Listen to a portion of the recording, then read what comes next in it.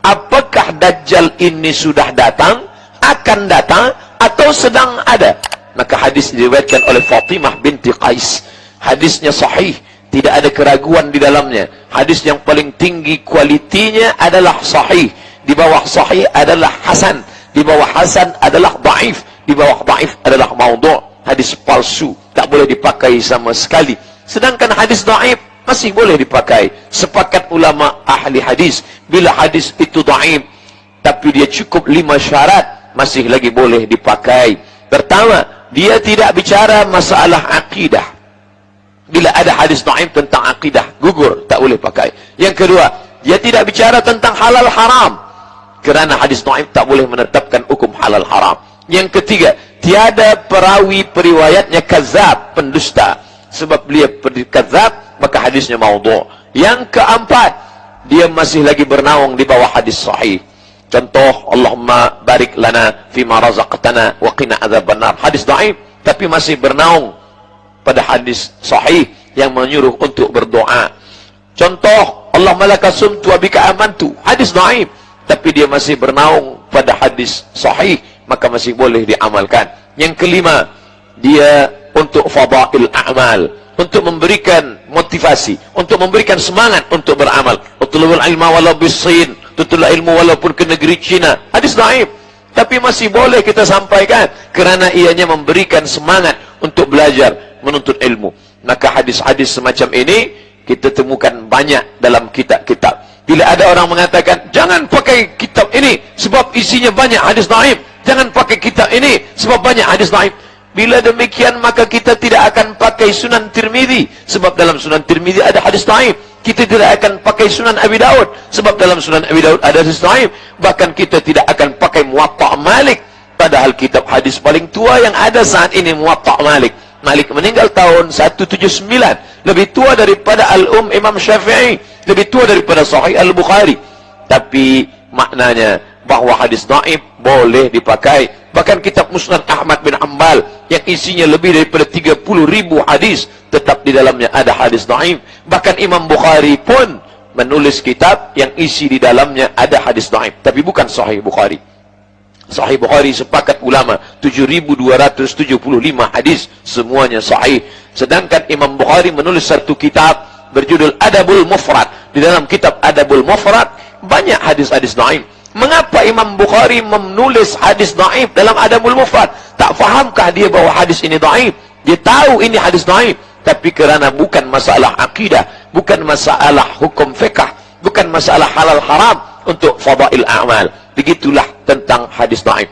Kenapa saya bahaskan hadis dhaif tentang Dajjal? Sebab dalam masalah Dajjal juga banyak hadis dhaif dan hadis palsu. Yang hadis dhaif kita buang sebab ini masalah akidah. Yang hadis palsu kita buang sebab ini tak boleh kita pakai.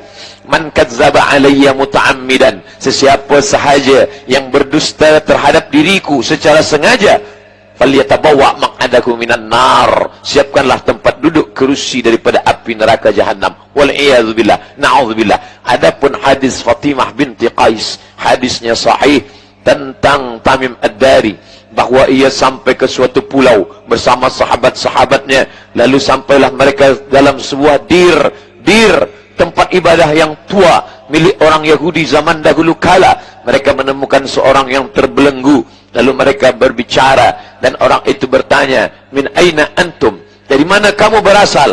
Minal Arab, kami berasal dari Arab. Lalu orang ini bertanya, apakah Nakhlu Baisan? Nakhlu kurma, Baisan nama suatu kawasan yang berada di negeri Syam.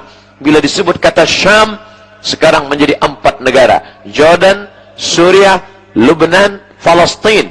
Li'ila fi Quraisy, perjalanan orang Quraisy. Ila fihim rihlatash syita' was-saif, perjalanan syita, musim sejuk, saif, musim panas. Makkah di tengah, Yaman di bawah, Syam di atas. Inilah perjalanan bisnis mereka. Pada masa musim sejuk, mereka pergi ke Yaman. Pada masa musim panas, mereka pergi ke Syam, Yaman, Saudi Arabia, Jordan, Palestin, Suriah, Lebanon. Perjalanan Nabi Muhammad sallallahu alaihi wasallam.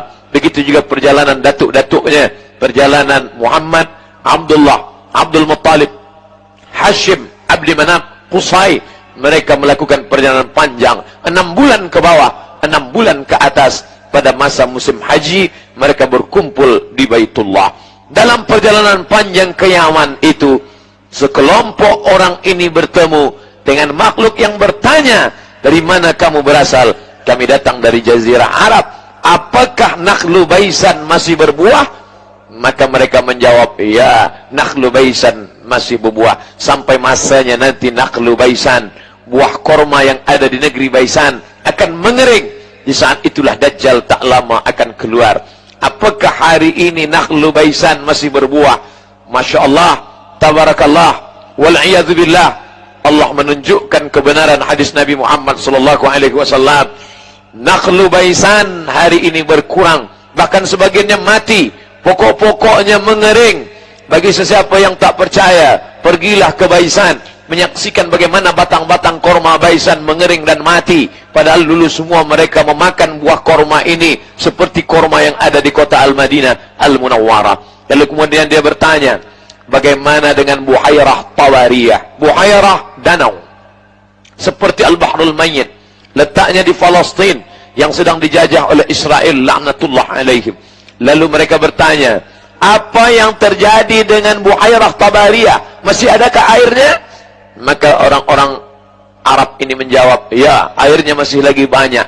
Nanti sampai masanya ia akan mengering. Saat itulah Dajjal akan keluar. Subhanallah, Masya Allah, hari ini terjadi kekeringan yang luar biasa. Persediaan air Israel diantaranya adalah dari Buhairah Tawariyah, Danau Tiberias, dan itu sekarang sedang mengalami kekeringan yang luar biasa. Masih lagi ada sebagiannya air, tapi tanah-tanah yang menonjol ke atas sudah seperti pulau-pulau kecil di atas danau. Lalu kemudian pertanyaan yang ketiga tentang Ain Zaghar. Ain, mata air, Zaghar, yang ada di tepi Bahrul Mayyit, Jordan, yaitu laut mati. Tempat dulu Allah pernah menurunkan azab. Ja'alna 'aliyaha safilaha, kami jadikan bagian atas turun ke bawah, bagian bawah naik ke atas. Amtarna 'alaihim hijaratan, kami hujani mereka dengan hijarah, batu, min sijilin mamdud, dari tanah liat yang terbakar. Kaum Sadum, atatuna rijala syahwatan min dunin nisa, mengapa kalian mendatangi lelaki bersyahwat padahal ada perempuan? Mereka sudah melakukan perbuatan itu. Dan sekarang sejarah berulang, musim berganti. Memanglah dunia ini panggung sandiwara, isinya itu-itu saja. Masa berubah, tapi isi dunia tetap itu-itu juga. LGBT yang dulu pernah menjadi laknat, hari ini merajalela, berbahaya, penyakit yang tidak ada obatnya, hari ini pun datang lagi kembali. Di ujung tepi laut itu, laut mati itu, ada air tawar bernama Ain Zaghar. Bila nanti dia masih adakah Ain Zaghar itu? Mereka menjawab, masih. Masih tawarkah airnya? Masih. Nanti sampai masanya Ain Zaghar akan tersumbat. Dan hari ini terbukti 3 tanda yang ada dalam hadis riwayat Fatimah binti Qais terbukti dengan nyata, dibahas oleh para ulama. Tidak hanya pada ulama yang alim dalam masalah Quran Sunnah, tapi juga alim saintifik, mengerti tentang arkeologi, mengerti tentang astronomi. Mereka sudah kajikan masalah ini, dan mereka percaya bahwa kejadian yang disampaikan Nabi Muhammad SAW, kita beriman dan percaya kerana ia bicara bukan kerana fikiran dan hatinya. Wa ma yantiqu 'anil hawa, dia tidak memperturutkan hawa nafsu. In huwa illa wahyun yuha, melainkan wahyu daripada Allah Subhanahu wa taala. Tajuk kita malam ini bukanlah membuat kita menjadi orang yang ketakutan. Saya tak ingin selepas kajian ini semua balik ke rumah dalam keadaan ketakutan sehingga tidur tak lelap, makan tak kenyang. Esok pagi semua kirimkan komen ke pengerusi masjid supaya Ustaz Somad jangan datang lagi ke Selangor, sebab dia menakut-nakuti sahaja. Makna kaji kita malam ini adalah supaya kita berhati-hati, waspada, ajarkan anak-anak membaca Al-Quran, berzikir. Selepas itu serahkan pada Allah Subhanahu wa taala. Fa iza azamta, bila engkau sudah azam kuat, fatawakkal 'ala Allah. Jangan terlalu lama banyak berpikir. Kita disuruh berpikir, afala ta'qilun, apalah tatafakkarun. Tapi ada yang lebih hebat daripada berpikir adalah beramal. falyabudu rabb hadzal bait. Banyak-banyak sajalah kamu beribadah menyembah Allah Ta'ala. Bila kamu banyak beribadah, Allah akan berikan kamu dua. Apa dia? Allazi at'amahum min ju'. Bila kamu lapar, dia akan kenyangkan kamu. Wa amanahum min khauf. Dan bila kamu takut, dia akan